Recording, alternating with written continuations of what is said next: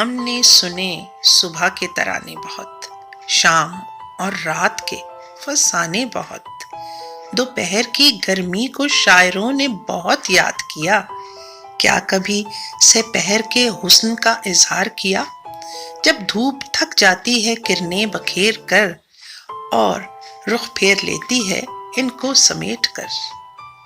हुस्न कुदरत को वो एक नए रंग में समोती है, धूप की हिद्दत में कमी होती है। बर्ग गुल जो थे धूप से घबराए हुए फिर कुछ देर को सर उठा लेते हैं। धूप से हुए मध्यम रंगों को नया रंग, नई अदा देते हैं। धूप बस छन छन के पत्तों से जमीन पर आती है, मानिंदे शीश महल टुकड़ों में रोशनी दिखाती है। सूरज भी एहतराम sepहर में मध्यम हुए आसमां पे दिखता है।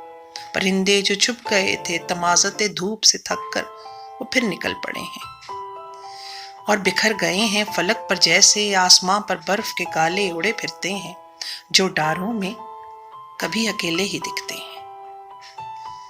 दरिया का पानी जो थक गया था किरणों के वार खा खा कर, वो भी सस्ता रहा है किनारों के करीब आ आकर। तुम भी sepहर के हुस्न का नजारा कर लो और रब की कुदरत का दम भर लो। ये कुछ देर का वक्त लेके आती है, शाम होने से पहले ही चली जाती है।